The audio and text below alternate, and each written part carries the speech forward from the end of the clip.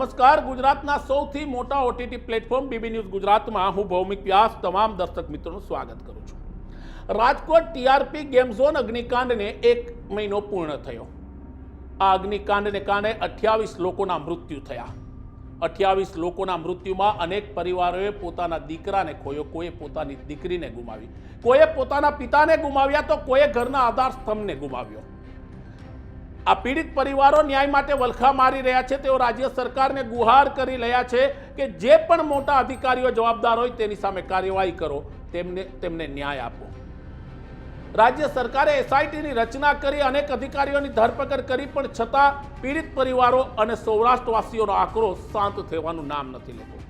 આ બધાની વચ્ચે ગઈકાલે રાજકોટ બંધનું એલાન આપવામાં આવ્યું અને કોંગ્રેસે કહ્યું કે આ રાજકીય એલાન નથી, આ ન્યાય માટેનું એલાન છે અને જનતાના આક્રોશનું સમર્થન છે। ગઈકાલે રાજકોટ બંધ પણ રહ્યું। રાજકોટની મોટા ભાગની બજારો બંધ રહી, રાજકોટના વેપારીઓ બંધમાં જોડાયા, રાજકોટના નાગરિકો બંધમાં જોડાયા। પણ આ બધાની વચ્ચે એક નવો વિડીયો વાયરલ થઈ રહ્યો છે અને આ વાયરલ વિડીયોને કારણે ફરી એકવાર ચર્ચાનું કેન્દ્ર રાજકોટના વેપારીઓ બન્યા છે। ગુજરાત કોંગ્રેસે કહ્યું હતું કે અમે શાંતિથી બંધ પડાવવા આવીશું, અમે હાથ જોડી રહ્યા છીએ કે તમે આ બંધમાં જોડાઓ, તમે આ ન્યાયની લડતમાં જોડાઓ। આવા જ એક બંધ પાડવા માટે રાજકોટના કોંગ્રેસના કાર્યકરો અને સામાન્ય નાગરિકો રાજકોટની માર્કેટમાં ફરી રહ્યા હતા। ત્યારે એક ગ્લેસ ટાઇલ્સના વેપારીની પાસે જ્યારે તેની દુકાન ખુલી હતી ત્યારે આ રાજકોટના કાર્યકરો અને નાગરિકોએ પહોંચીને કહ્યું કે આપ આ બંધમાં જોડાઓ, આજે બપોર સુધી બંધ છે। ત્યારે આ વેપારીનો જવાબ હતો કે મારે કશી લેવા દેવા નથી, આપ અહીંથી નીકળો, મારે કોઈ ચર્ચા કરવી નથી।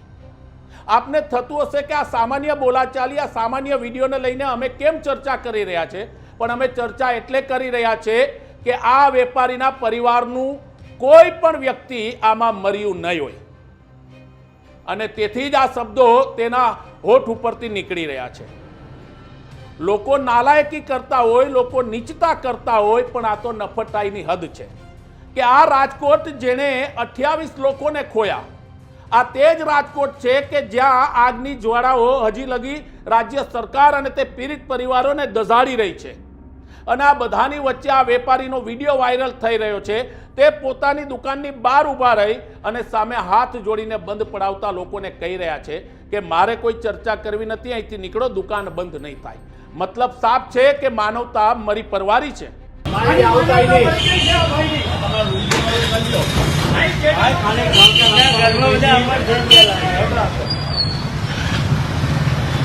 આટલું બધું વારંવાર ગુજરાતની અંદર ઘટના ઘટતી હોય છતાં તમને આ નો કરો ભાઈ, કાંઈ વાંધો નહીં, નો કરો ભાઈ, નો કરો, કાંઈ વાંધો નહીં ભાઈ, આવ જાવ એટલે અમે જાય જ છીએ, બીજું શું હોય? શું તમે રાજકોટના સ્થાનિક નાગરિક નથી? શું તમારા દિલમાં જે લોકો મૃત્યુ પામ્યા છે તેના પ્રત્યે 1% પણ લાગણી નથી કે તમે માત્ર 2 કે 3 કલાક દુકાન પર બંધ નથી રાખી શકતા? એટલું જ નહીં, જો તમારા પરિવાર સાથે આવું થયું હોત તો તમે શું કર્યું હોત? શું તમે ત્યારે આ લડતમાં ન જોડાયા હોત?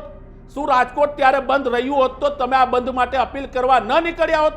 ના, કારણ કે તમારા પરિવારમાંથી કોઈનો ભોગ નથી લેવાયો। મતલબ સાફ છે કે મૃત્યુ કરતાં તમને નફાની કિંમત વધારે છે। આ વિડીયો સતત વાયરલ થઈ રહ્યો છે। કોંગ્રેસના કાર્યકરો હોય કે સામાન્ય નાગરિકો હોય છે તે તેમને વિનંતી કરે છે કે આપ માત્ર થોડો સમય બંધ કરી દો, થોડો સમય પછી આપ ખોલી નાખજો, કારણ કે આ ન્યાયની લડત છે। પણ આ વેપારી માનવા તૈયાર નહોતા। બની શકે આ વેપારી કોણ છે, તેનું નામ શું છે, તેનો ઉલ્લેખ કરવો અત્યારે કદાચ અશક્ય છે, પણ જે રીતના ચર્ચાઓ થઈને જે રીતના વિડીયો વાયરલ થયા તે ઉપરથી એવું લાગી રહ્યું છે કે કોઈ બી મરી જાય, અમારે શું લેવા દેવા? ના, એવું નથી। કોઈ પણ વ્યક્તિ, કોઈ પણ શહેર કે કોઈ પણ સમયે કોઈ ઘટના ઘટે તો સ્વાભાવિક છે કે તમારે ન્યાયની લડતમાં ઊભું રહેવું પડે। આ તો તમારી લડત છે, આ તમારા રાજકોટની લડત છે। તમારા પરિવારમાં પણ નાના બાળકો હશે, યુવાનો હશે, મોટેરાઓ